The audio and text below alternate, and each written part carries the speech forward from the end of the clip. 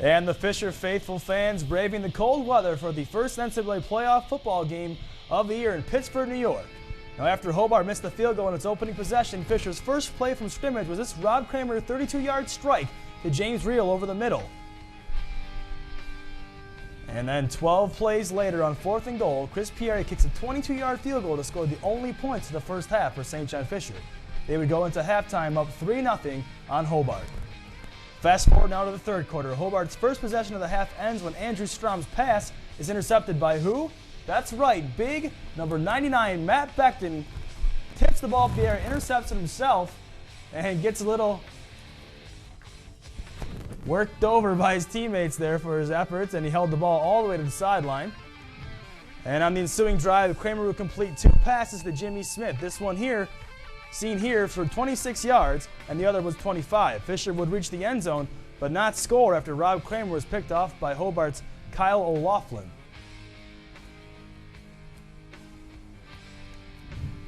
Next Fisher possession late in the quarter, Cardinals with excellent field position after a turnover on downs. Kramer hands off to Reel for a 1-yard TD score, seen there, and Pierre's extra point makes the score 10-0 in favor of the Cardinals. Ensuing Hobart possession, Dominic Ancona's 45-yard punt is returned 77 yards by Tim Marion all the way to the Hobart 8-yard line. And we see him going here down the near sideline. Cuts back. He'll cut all the way across the field. Now watch him stop on a dime here at about the 10-yard line. Whoop! And it's not enough, though, as he's tackled at the 8-yard line. John, I haven't seen anybody stop like that since my bike rides. And the drive would end on a Ryan Hansen fumble recovered by Hobart at the 1-yard line. This is now Fisher's first possession of the fourth quarter. Kramer completes a pass to Reel for 19 yards, doing it both on the ground and through the air is James Reel. Then 4 plays later, Reel again hits pay dirt on the ground for the touchdown, putting St. John Fisher up 17-0 in full control of this first-round matchup. Later in the quarter, Hobart quarterback Andrew Strom tipped it himself from 5 yards out to end the shutout attempt, 17-7 now, St. John Fisher on top. After a 3-and-out by Fisher on their ensuing possession, Ricky Taylor's 32-yard punt touches a Hobart player right there, Lance Boynton, and the ball is recovered by Kenny Bostic. Less than 2 minutes later, the senior, James Reel, rushes for a 14-yard touchdown to put the game on ice. As seen here, as he gallops into the end zone, the final score 24-7 in favor of St. John Fisher. That would be their first round win, and that would lead them to the second round against the Curry College Colonels, and Seth has more with that. Second round matchup, that is, John, the Curry College Colonels, otherwise what we were calling it C-Cubed early on. First play from scrimmage, here comes Ryan Vandegeisen, completes a huge 43-yard pass to Felix Barakov, who for some reason decided to run out of bounds at the Fisher 2-yard line. He definitely had enough space to go for it all. It would take a couple more plays before Vandegeisen would then take it himself and run it into the score. The running game's a real huge part of that Curry offense, and they were hoping to be showcasing it this entire day.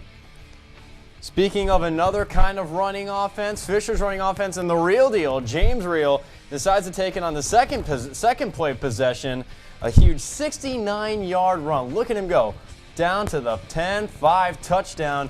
Reel at that time had 4 touchdowns rushing for the postseason. Solid job for him. Game tied at 7. Next possession, Vandegeisen's short pass to Steve DeFabio, taken down here by Steve Stepnick, who comes up limping on the play. You're going to get to see a little bit of a replay here. It initially looks like a very harmless kind of play, as you see the All-American go right for there.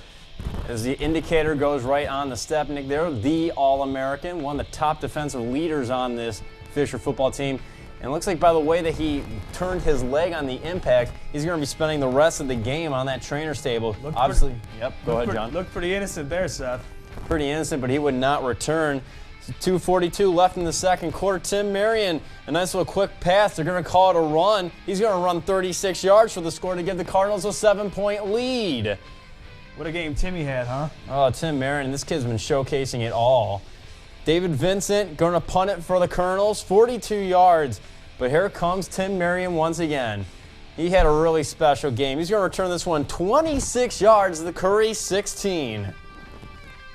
And then in a couple of plays later is going to set up another Fisher score by who else? James Reel, 106 yards for the day and 2 touchdowns for the senior.